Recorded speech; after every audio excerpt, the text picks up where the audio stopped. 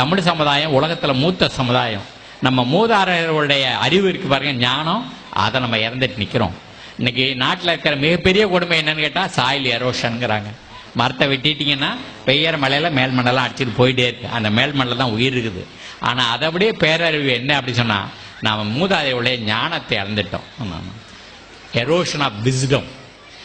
அதை மறுபடியும் மீட்டெடுக்கிற வேலையில் தான் நம்ம எல்லாரும் சேர்ந்து பங்களிக்க வேண்டியிருக்குது. நான் இருக்கிற குறை நாள்லையும் இந்த நாட்டு இளைஞர்களோடு சேர்ந்து இதை பெரிய அளவில் செய்வோம். நம்ம எதிர்காலத்தை நாமளே காப்பாற்றிக்குவோம். அந்த 1800 வருஷத்துக்கு முன்னாடி கணியன் பூங்குன்றன் சொன்னால், தீதும் நன்றும் பிறர் தர வாரா. நல்லது கெட்டது அடுத்தவன் தந்து வர்றதில்லை, எல்லாம் நாமளே தான் வரவழைச்சிக்கிறது. ஆனால் நமது இதுவரையிலும் தீங்க வரவழைச்சிக்கிட்டுட்டோம். கொஞ்சம் நம்ம வேலைகளை நிறுத்தி வச்சுட்டு கொஞ்சம் ஆழமாக யோசித்தோம்னா, கல்வி நிலையங்களில் கொஞ்சம் ஆழமாக யோசித்தோம் அப்படின்னு சொன்னாக்க, மறுபடியும் நல்லதை நம்ம எல்லாரும் மறுபடியும் கொண்டு வந்துக்கிறதுக்கு எதிர்காலம்